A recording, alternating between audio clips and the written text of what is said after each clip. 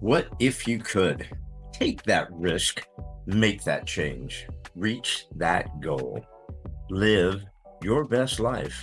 Welcome to another episode of the What If You Could podcast, where we get together with amazing experts and everyday people who share challenges, encourage healing, and explore the possibilities that life has to offer. I'm your host, Gary Scott, and I'm excited that you're along for the ride. I'm 23, so thank you for noticing that. I am 23. Well, you look so good. You look young. You look well. When you live in the Philippines, everybody's young because you lose about 30 years off your life when you move to the Philippines. Hey, everybody. Sorry you caught us chatting there, but hey, everybody, welcome to another episode of the What If You Could podcast. And today, my guest, all the way from the Philippines, is Tommy Kilpatrick. Hello, Tommy. Hello there. Thanks for having me.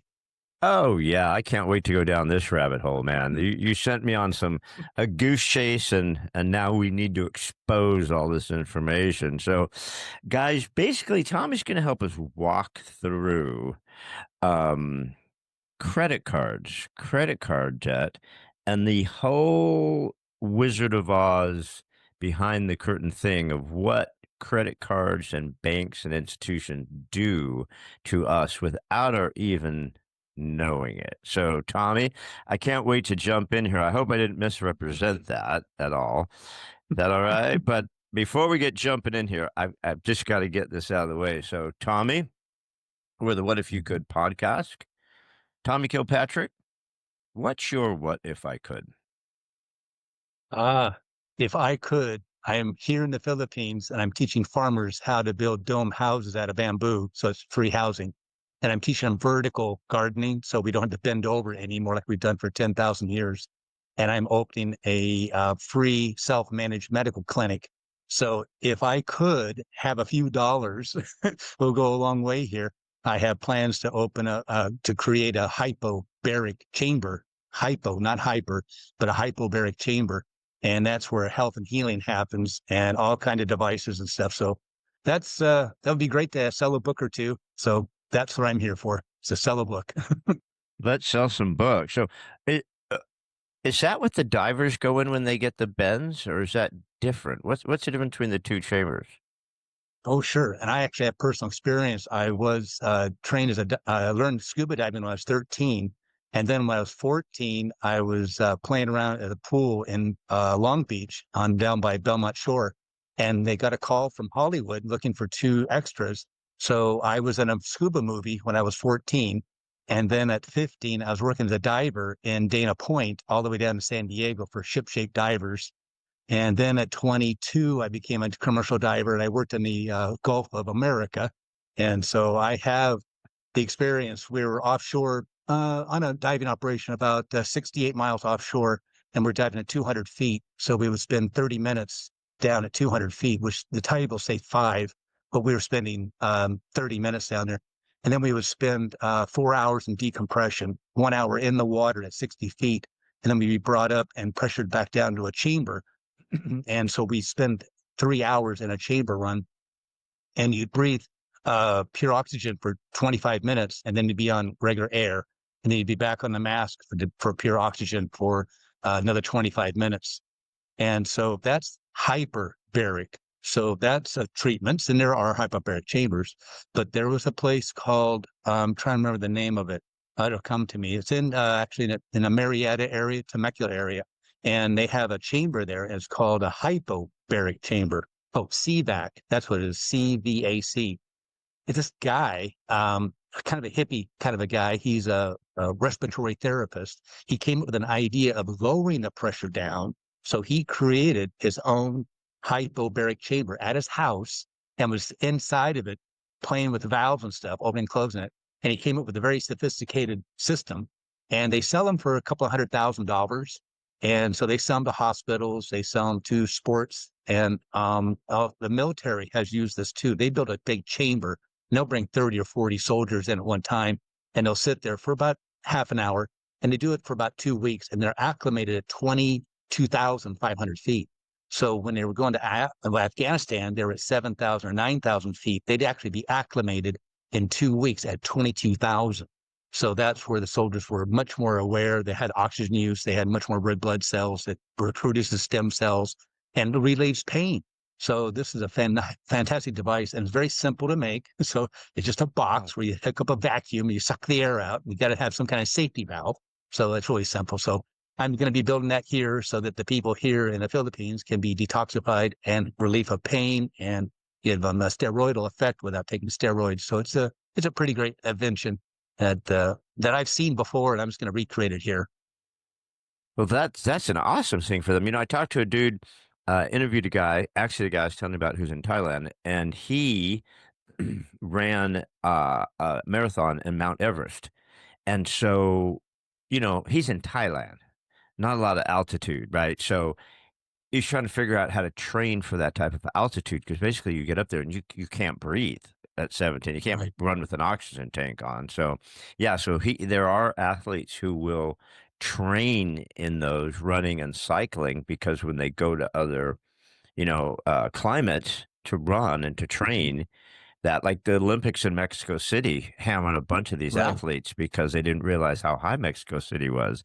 And so, yeah, interesting. But Well, here's an first, interesting story.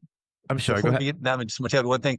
There was a young girl who was in the Temecula area, and she came to this chamber. Her dad was a bicycling professional, and so she wanted to get into the business. And she was about 10 or 12 or something like that.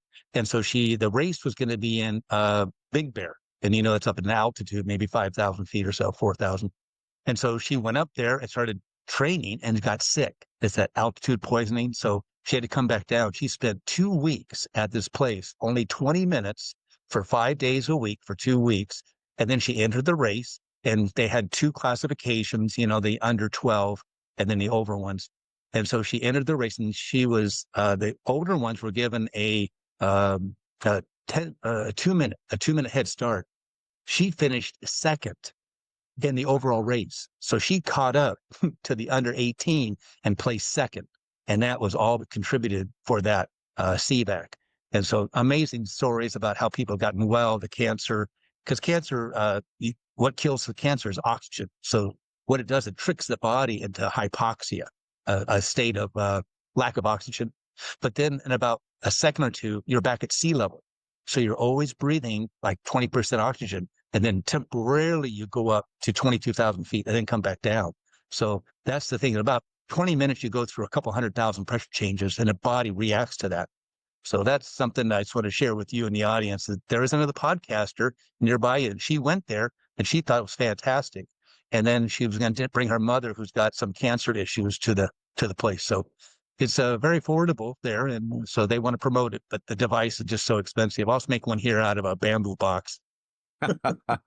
Well, I'm gonna have to look them up. I have a place in Big Bear, and I snowboard, all winter long, and I bike during the summers, and I've done triathlons up there.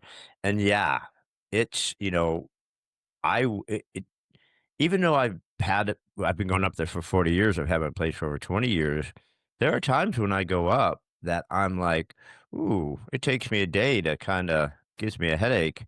And people who come visit, it's 6,507 feet at my place. So it's not really that crazy high compared to 16,000, 17,000, whatever.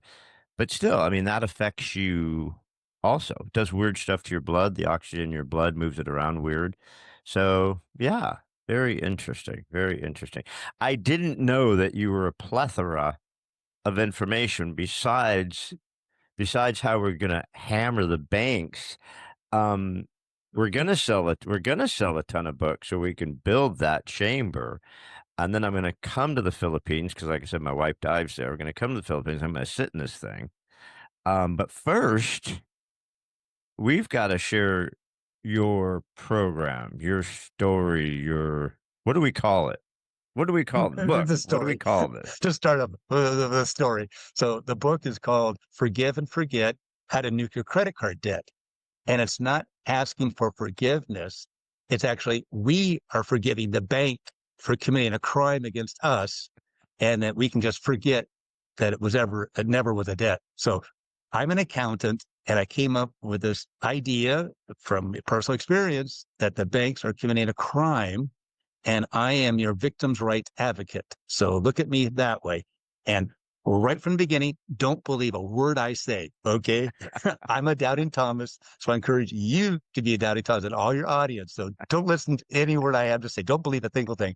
I sent you some show notes and there's some links, and look at the links and see if what I'm saying is true, and send this podcast to your certified public accountant or anyone who's had one class of accounting, just one class, or business. Anyone who's in business is going to know I am right.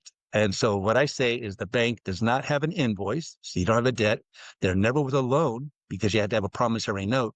And fraud undoes all contracts. So even you use the card, you're held to those terms and conditions, not really when it's under fraud.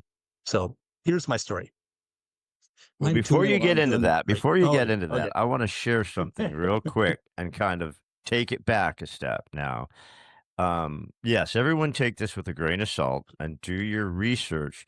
But I'm the type of guy who, when they came out and tried to stab me with all sorts of experimental drugs, and said, trust the science, I said, no, trust the science is the most anti-science thing you could ever say in your life.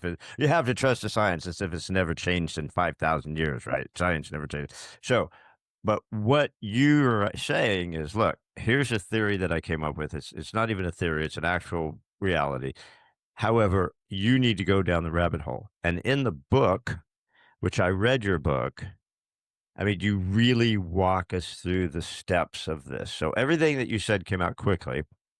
But once you read the book and as you walk us through it, it'll start make sense to people because it's really fascinating. So start with why on earth you decided I'm going to go bang heads with a multi-trillion-dollar industry. It wasn't by choice, I tell you. I wrote a book on health and healing, and in 2004, I was given an infomercial contract, and it was from a company in Portland, Maine. So I had flown back there and taught they had like a phone bank of people, like a call center, and they would handle the phone calls. So I kind of taught them what the subject was matter. And so I would be on radio. So I was on radio stations all across the country for about 6 months. We tried different things, what would work better, what phrases worked better with people and stuff like that. And so I had to live on my credit cards. So I had three of them, and I ran up about $85,000. But that's no big deal because I was promised $100,000 a month. So yeah, still be up 15,000, right? So no big deal. And so 6 months into it, there was a talent. I will remain him nameless right now, but it sounds like Trudeau, like a president. No, not some French president, but somebody named it. He wrote a book on weight loss, and so the FTC read it. They said it's full of lies, and so they came down hard on him and the company, and he went to jail and all kinds of stuff. So, in the result, with the new talents, their contracts were canceled. So there I was, promised this big amount of money, being a multimillionaire in a matter of a short amount of time, and nothing, and then having debt. Ow. Oh, talk Yeah. about the rug being pulled out from underneath you. How did they approach you? Just go, hey, this douchebag got busted, so we don't have any money, so you're screwed. I mean, what do they say to you? It's what they didn't say. They would like ghosting. We didn't use that term back then, but they ghosted me. I mean, nothing. It was a total. They weren't around anymore, so it's like I had these debts, so put me in a little bit of depression, if you could think so. So I woke up one morning thinking about my dad. He was a CPA, certified public accountant, and I was in school to be a CPA. Even though I don't got the credential, I can do the work of one. And I realized the bank doesn't have an invoice. And then I thought about my memory of the classes I took in accounting and the banking, and it was called Modern Money Mechanics. It was required reading. And on page 6, it says right there, banks accept your promissory note and they write numbers in your free checking account. So that's how they create this fiat money.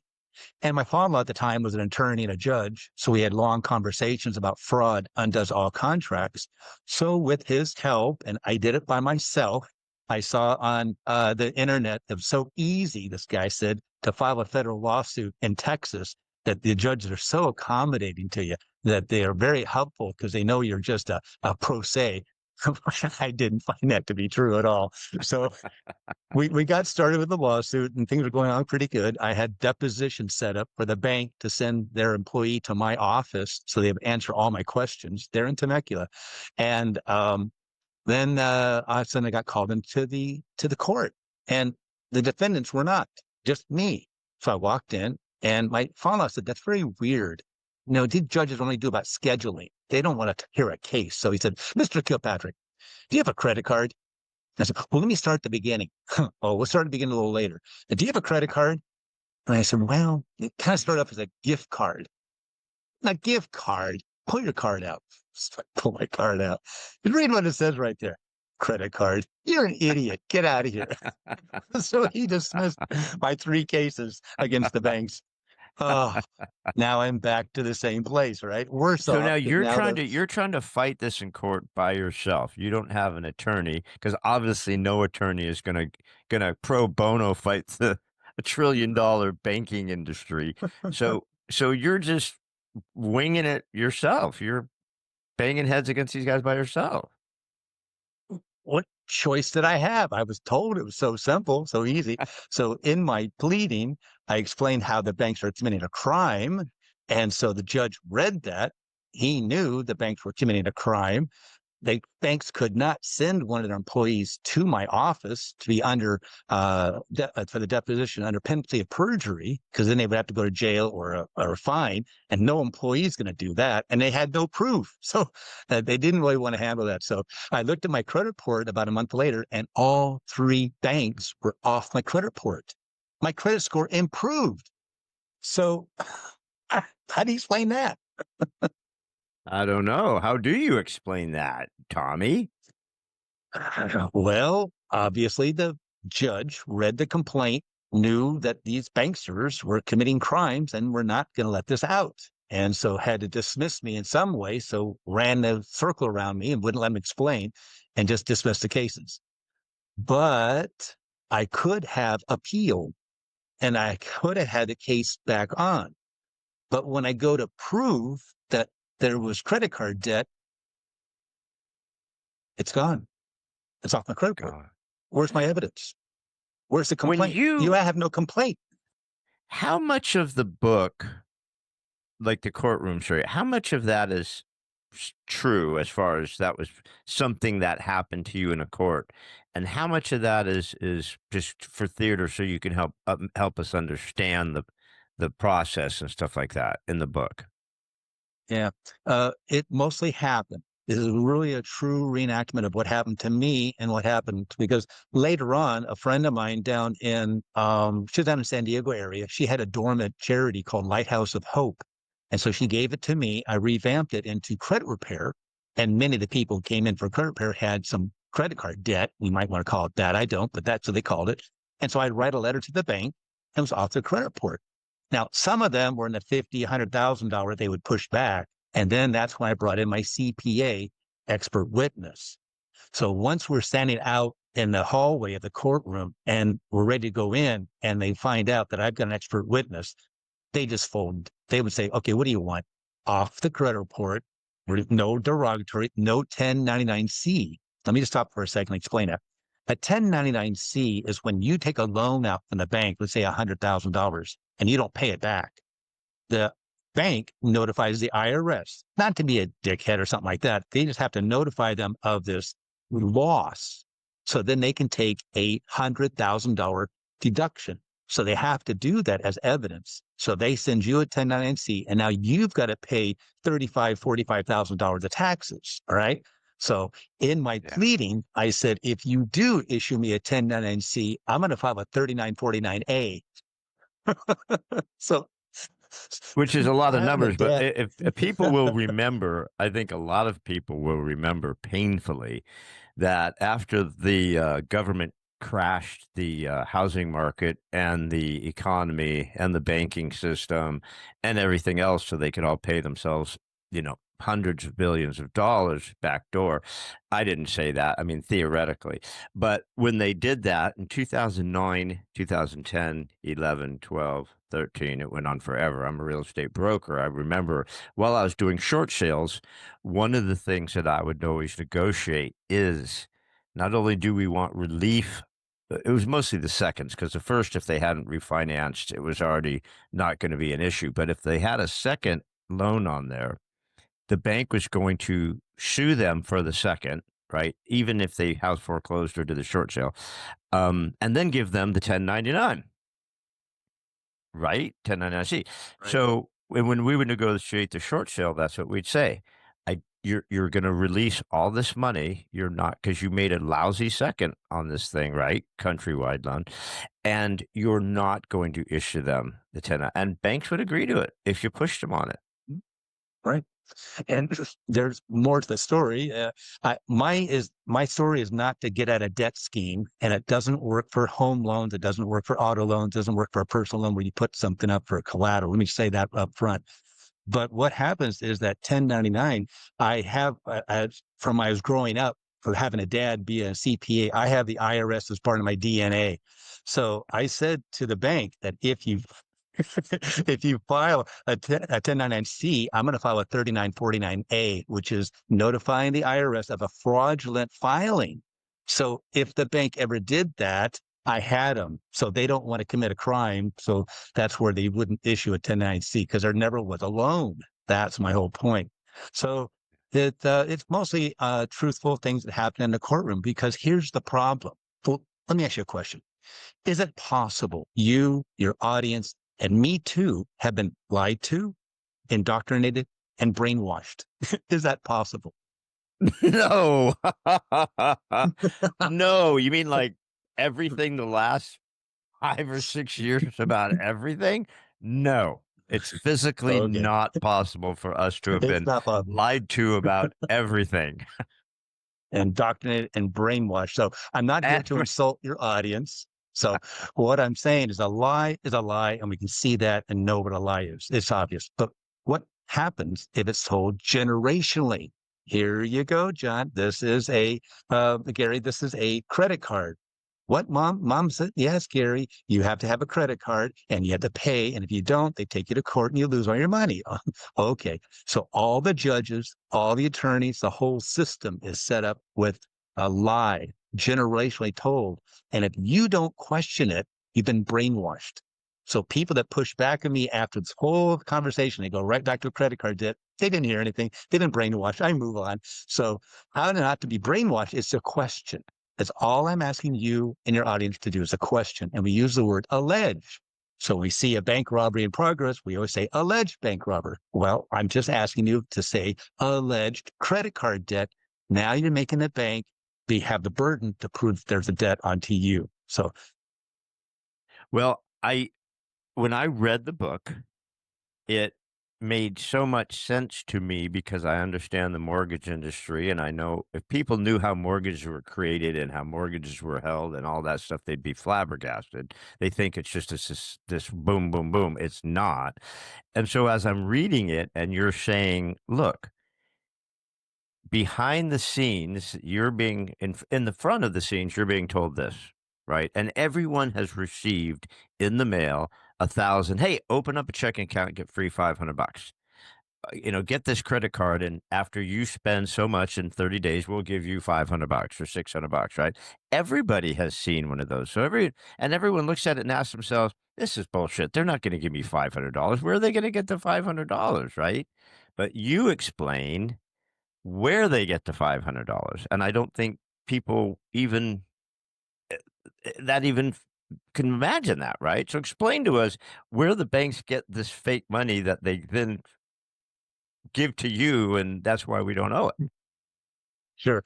Law is language, and language is law. So if you use the language of the criminal, you'll never win the argument. So we have to first start off that there are true credit cards. Okay. Let's run you through this. Gary, you need tires for your car. So you drive by Big O. I know that's a store nearby you. So you drive in and they tell you how much it is. You go, oh my gosh, do I really have that kind of money in the pocket? No. They say, oh, Gary, fill out a in-store credit card application and see if you're approved. You're approved. Great. So you drive away with brand new tires and you didn't pay for those tires, right? Right. You get a statement at the end of the month. Okay, that's true. And they have an outstanding unpaid invoice, which is true. You owe the money, Gary. You owe it. You can't get out of it. They put their tires on your car. They paid somebody to balance them and put them on your car. So you owe the money. But then you say, well, Tommy, I went to Walmart and I got tires there. And you're telling me I don't? No. What's the difference? The difference is on the Amazon, the Walmart, the department store card, look on the back of the card. If it says issued by Bank of America, Citibank, Wells Fargo, Bank of London, Bank of Tokyo, Bank of India, it's a phony card because they were never a merchant. You never have a debt. They never sold you products. They never did a service. So they don't have an outstanding unpaid invoice. So they send you a statement, which is not a demand for payment, instead of an invoice, which is a demand for payment.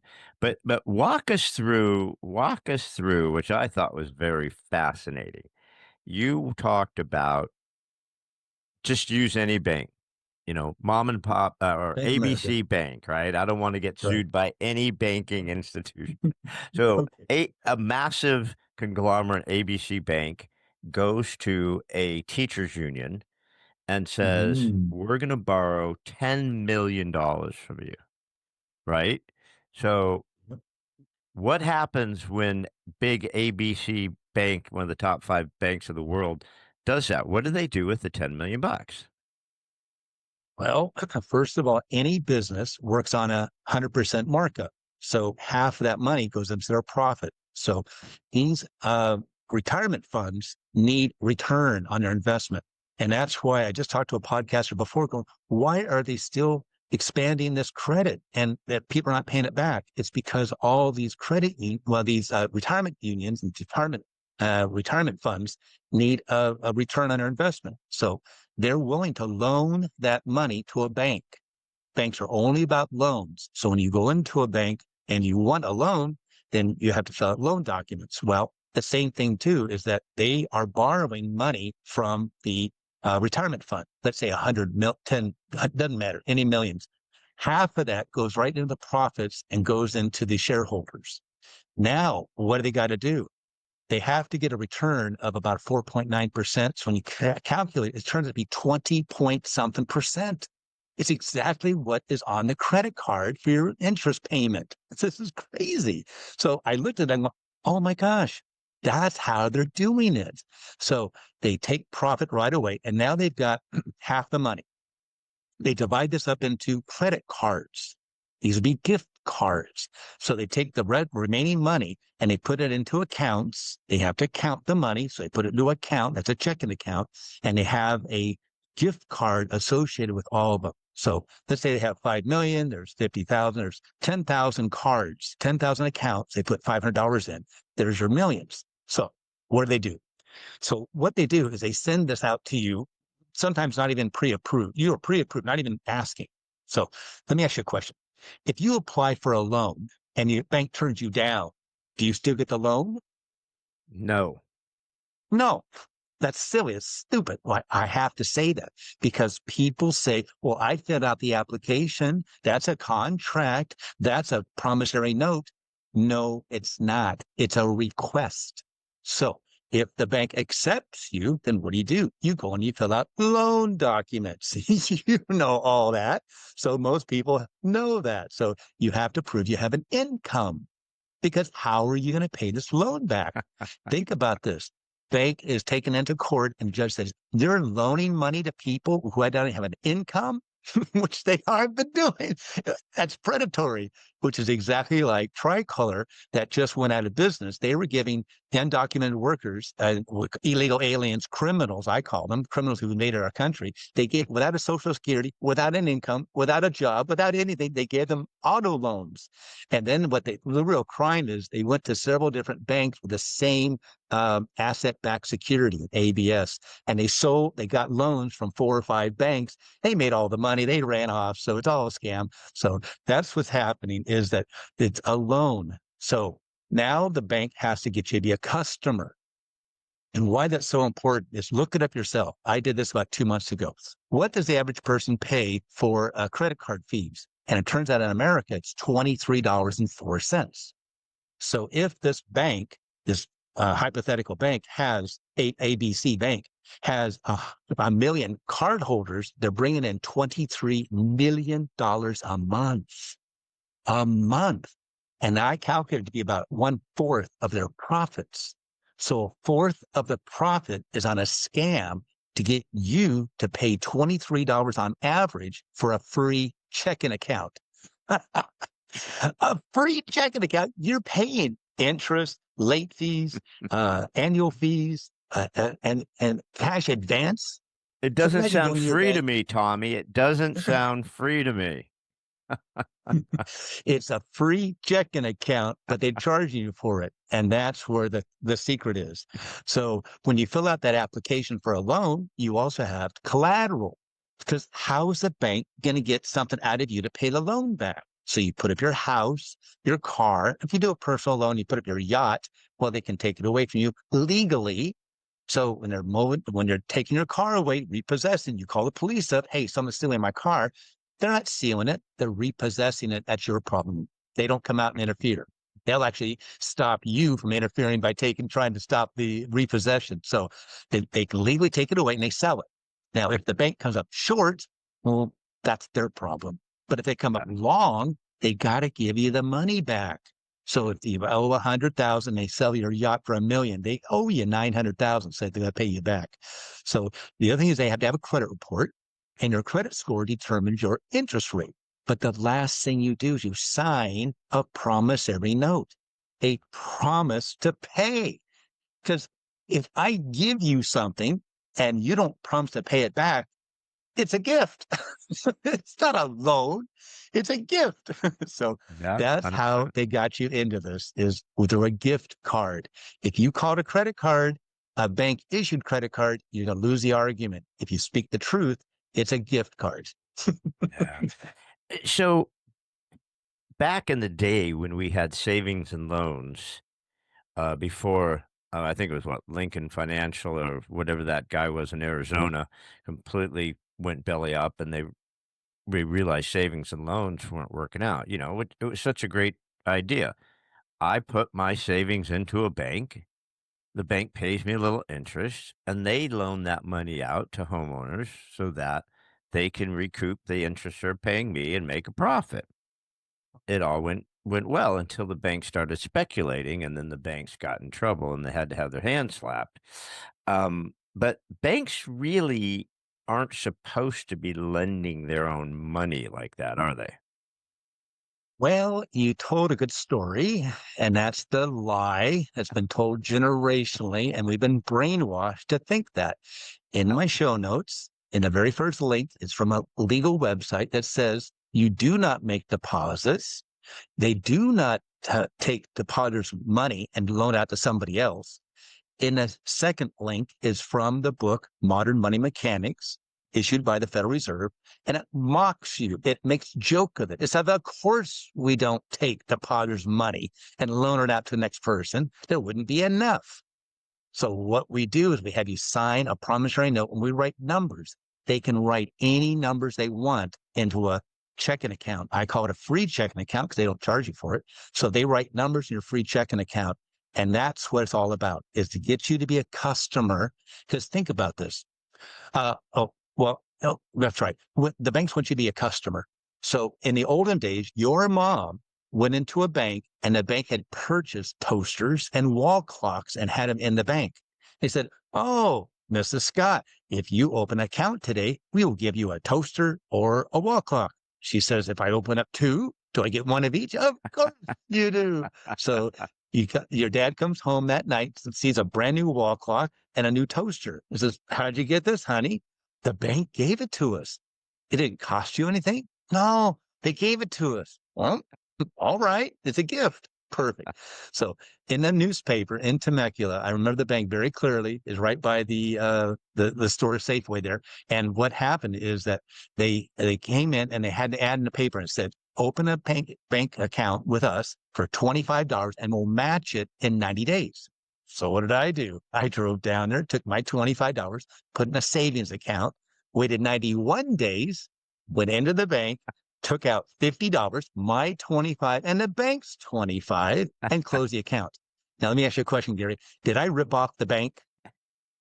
No, it was a gift from the bank. They It was a said they gift, would give you a right? gift if you open an Right. account. It was like the Right. So I didn't toaster. steal anything from the bank. I walked out with No. their 25, but they happily, well, maybe not so happy, but they gave it to me friendly wise. Yeah. Now, here's about more important question. Was that immoral, what I did? No. Why would No. it be? The They bank, said if you do this, we'll do that. You did it. They did it, and yep, you took the money they that's gave it. you. Right. That was the In deal. my show notes, the fourth link is a guy on YouTube that says, "Do that. I've made $361." So the guy is thrilled to tell you to do it, to that. And he's made $361. I'm telling you, the $500 credit card from Capital One is the same thing. It's a gift card to get you to be a customer. So think about it. In about 22 or 23 months, on average, they're going to make their $500 back, right? And it Yep. goes back into their advertising budget. So let's say what happens. You get a card in the mail. You didn't even apply for it. You did apply for it. Doesn't matter. It's a gift card. See, if you call it truthfully, you'll be fine. So, Gary, what do you want to buy? If I sent you a $500 gift card today, what would you like to buy for one item? It'd be $500. A one-way ticket to your house in the Philippines. That's great. So you call up the airline and you buy the airline ticket and you got your plane ride to Manila, and I'll pick you up. I'll show you outside and everything around it. So you get that ticket. So you just try to think about this. So you buy the ticket from the airline, and then they issue it to you, and it's online, and you paid for it. You have a receipt, right? So Yeah. you're not going to get a statement from the airline, are you? No. You're not going to get an outstanding unpaid invoice notification from the airline, right? Because Mm. you didn't buy an airline ticket, but somebody paid for it. So who paid, making our imaginary ABC bank, who paid the airline the $500? Well, the AB, the debit card did, right? yeah, the ABC bank. ABC So we'll Bank, say yeah. ABC bank so we don't get in trouble. So the bank paid the airline. Where'd that money come from? Is their advertising budget. So they have a budget to advertise to get you to be a customer. So you got the airline ticket and you used it. Fantastic. Now you get a statement, like what you said just earlier before that. You're saying, "Hey, I got a statement." Yes, you got a statement from ABC Bank. And is that a debt? Is that a bill? Now think about this. Your normal checking account from your bank there in California, Bank of Southern California, is that a bill? No. No, it's not a bill. You start off with your beginning balance, your deposits, what you paid for, checks and debits and other fees, and then you have an ending balance. They It's not a even bill. call it a statement. They just say, "Here's your statement. You can get an online statement, or we can mail you a statement." Right. Statement. Meant means action. State means to say something. Now, you may not have had this experience, but I did. When I graduated college, which I didn't, I was 2 classes away. I took a walk. That's why I never got the CPA credential. So, but my first job was an accountant. So I had the CFO, which is a CPA, walked up to me and pointed a finger in my face, said, "If you pay for my statement, I'm going to fire you." He explained that the company owners make deals all the time. So you never know what's going on behind the doors. That check could have been paid last week and it's crossed in the mail. So you don't know. Only pay from an invoice. And look here. See how it says department head has okayed it? And that's where you pay from. you never pay from a statement. So you can only pay from an invoice. So the bank never had the invoice. You can never get them to demand money from you. Okay. So that's where you think about this about 100 years ago. You went into the general store and you said, "Hey, Charlie, I need 5 pounds of flour, a pound of sugar, and all my crops are coming in a couple of weeks. I'll pay you." "Yeah, I got the tally here, Gary. I got it all down here." Hey, Charlie, can I borrow $10,000? "What am I, a bank?" So you go to the bank for loans. So if you have no money and you go into a bank, you want to come out with money, maybe not with a gun, but that would be a loan. Now, here's the other thing. When you take money and put it into the bank, it's a loan to the bank.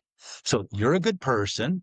You're a moral person. You've been told, lied to, indoctrinated that this is a bill. So it looks like a bill. So you write out a $500 check from your Bank of Southern California and you mail that to the ABC Bank. Now, isn't that the first time ABC Bank has ever seen your money? Think about it. An ABC Bank card arrived in the mail. You used it to buy your airline ticket. You get this statement, this bill, you write a check out from your bank to that bank. Now, isn't that the first time the ABC has ever seen your money? Yeah. Yeah. Yeah. That's a loan. You loaned the bank $500 and they put that in your free checking account. And that every purchase you've made since then has been with your own money. You mentioned in the book that you could send the bank a note, a letter, and say, "I would like you to close my free checking account that you opened without letting me know." And they have to Mhm. do it. They do. Now, here's the thing. You better take your money out of your free checking account first. Okay.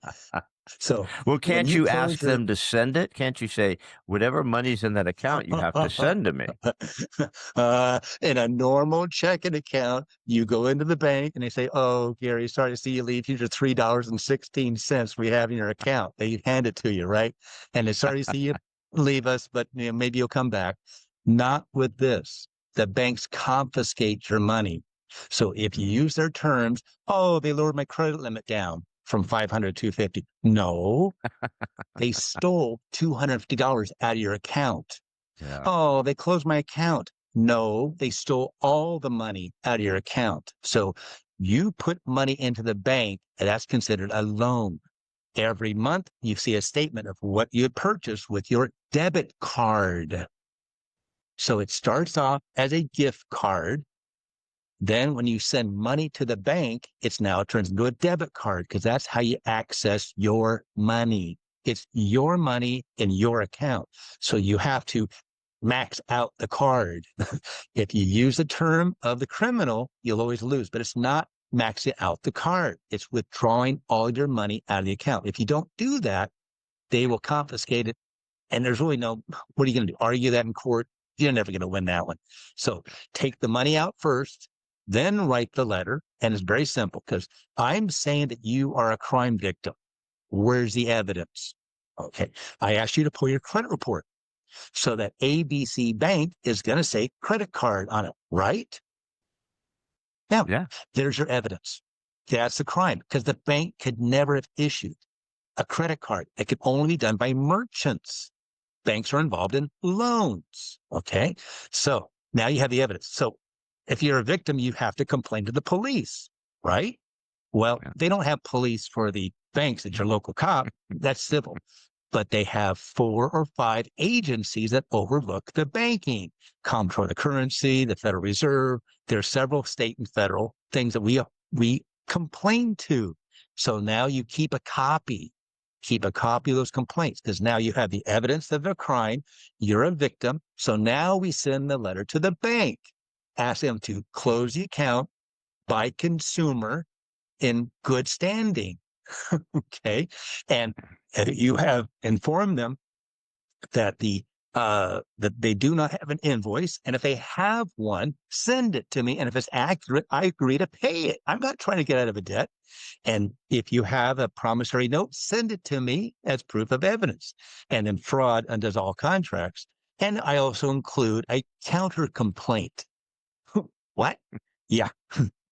This goes to the bank so the bank can see that if they take a bite out of you, you're going to file a counter complaint. And that happened to a podcaster about 2 weeks ago. After the show, he told me that he got sued for $3,300 by Citibank. And about 4 days, it was going to go to a default judgment, which all these go to default judgment. So what I had him do is write a letter to the judge asking for more time. And for the reason, I want to hire an attorney. He's not going to hire an attorney, but the judges love to hear that. Oh, Okay. more money for the brotherhood. You know Yes. how that is. Family of attorneys. Yes. They're Yeah. they're all in the middle of it. So They then all you live say, in I'm a going to do cave. some legal research, which is logical, and I want to file a counter complaint. Who files a counter complaint? Everybody knows credit card debt is a debt. And if you ask the judge, asks you've got debt, and you say yes, there's another way out of it. So you've got to file a counter complaint. And in that counter complaint, it lays out all the crimes and what's going to happen with the demand for a production of documents and the interrogatories, which are questions, admissions, and a deposition. They don't want to see that. And here's the best thing that tops it all off: an injunction.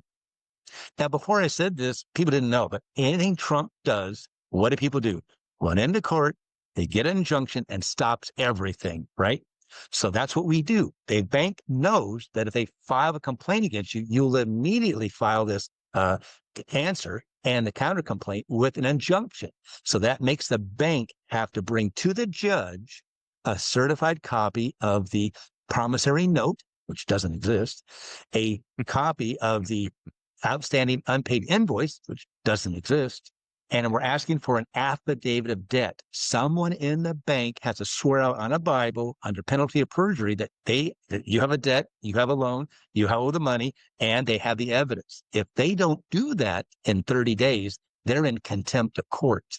So the bank attorney sees 40 pages, 50 pages. It's going to take $50,000 of the legal fees. Just do what they want, close the account, by consumer, and in good standing. If they don't do that, Tommy, they're not going to do that. Okay, they don't do that. I have all the evidence for a complaint with a credit reporting agency, right? With a credit reporting agency, if you can produce the proof of fraud, they have to remove it. I don't want that line of credit removed off your credit report because it adds to your history. It gives you a good credit score. So what I do is I teach you, turn right around, and you can reopen a credit card. You can apply. And now with your education, you know it's a scam, but you got to have one to get a rental car, to book an airline ticket, and to get your credit score up. To get an apartment, you have to have a credit score, and to get a job, you got to have. So I'll teach you how to get all that back. And it'll happen to you because it happened to me. Yeah. So when you, that was a lot of stuff in a short period of time. The book, again, is called, what's the book called? Forgive and Forget: How to Nuke Your Credit Card Debt. And you're forgiving the perpetrator of the crime. So you're the good person forgiving the bank for their crime they pushed against you, and they suckered you into being into a victim. So you're forgiving the criminal, and you're forgetting about this, because all it takes is one letter. In about 45 days, you'll have it off your credit report, and they're at least closed by the consumer with good standing. I love it. I love it. And we can do this with your book, but we probably can't do this with an attorney, because attorneys just do not want to take something like this on, right? They'll call you an idiot because they brainwash. I encourage to speak to your attorney. Now, how many scammers want to speak to your attorney? I'd be happy to do that, but with your CPA, because they're not going to believe me. That's why I have to have the CPA expert witness. So in my book, the story goes is that the attorney is saying, the judge asked the attorney, do you have a credit card? Yes, I do. And do you make charges on it? Yes, I do. And if you don't pay, what happens? I'll be in front of you. Exactly. I'm going to refer you to the bar to have you disbarred because you brought a fraud to the court and you did a disservice to your client. You scammed her. Well, wait a second, court. Does she have a day in court? Okay, let's see what happens. Then you bring the expert witness up and you say to the expert witness CPA, now the judge asked me if I have a credit card. Do I have one? No. How can that be? Well, I believe it says right here, credit card. That's a lie. Well, how can it be a lie? Because the bank is never a merchant. They could never have issued you credit. They don't have an invoice. Well, then they did a loan. Okay, now we go through the loan process. There was no promissory note. Let me just stop this one. Stop everything. Gary, you buy one share of stock of ABC Bank. Yep. You want the bank to make money, right? Yes. Yep. As it goes up in value, you get a dividend. So it's your bank, and now you think it's your money. Let me ask you a question. Would you want your bank to loan out your money to people who can't pay it back? No. No. Now, second question. Would you want your bank to loan out your money to people who don't have an income? There's no No. proof of an income. No. And the last one. Would you want to have your bank and give people, loan people money, your money, if they don't even have a promise to pay it back? No. Come on. Now, there's no That was promise. It's a easy. gift. That was That's easy. So well, I love disagree it. with me all you want. Disagree with the facts. One, tell me that the bank has an invoice. Two, tell me the bank has a promissory note. And three, tell me fraud. You have to. Well, I sell you my house, Gary, and I'm doing it by my own financing, and I put toxic waste in the backyard. You move in, your family's all getting sick, you're going to die, and you're going to go to court, and the judge is going to say, oh, no, Gary, you have to stay there. You signed a contract. Even though he didn't disclose it, you have to stay there and pay him for the next 30 years. No. So prove me wrong, prove my facts wrong. Where's my error in the connection? And let's have some fun. I love it. So, Tommy, where can we get the book? Where can we find more of Tommy? Where can we go down the Tommy Kilpatrick rabbit hole and research all this stuff? Because you were so great about sending me links, sending me articles, sending me information, other books to not justify what you're saying, but to help people research what you're saying, to educate themselves on this. So where can we find more of Tommy Kilpatrick? It's simple enough. Tommy A. Kilpatrick on Facebook. Just find me that way. It's very simple. In the show notes will be my email. And if you ask for a free 15-minute consultation, I will give you my $69 book for free. So you got nothing to lose but not your debt, but you can relieve yourself of the crime victim. You're not a crime victim anymore. Now you take control and you'll be done with this. But I can take you right back around. So it doesn't matter if you're right in the beginning, if you've been sued or you've already been sued and you've already set up a payment plan, I can help you with that. I can help. So we're not calling this credit counseling or credit clearing, right? Is this, No. what do we call saying that what you're doing? It's just educating people on their rights as citizens regarding As a the bank. consumer. Yeah. Consumer protection. And I'm your, I'm a consumer. I'm like a victim's right advocate. So I'm advocating for the victims. You're a victim and you can resolve this. And it's not getting out of debt. It's getting out of being a victim. So I love it. Looking at I love it. I loved the book. It just blazes through. It's a really fun book to read, especially if you like courtroom drama like I do, and you don't like attorneys like I don't. Sorry, all my attorney friends, you can't help yourselves. But it really does read great. So Tommy, this was fun. This hour just went blazing by. But people need to understand there are ways to protect yourself. There are ways to fight back. And you do have rights, even though they're multi-trillion-dollar corporations that run everything. And you need to exercise your rights sometimes, don't you? Yeah, I'm with you.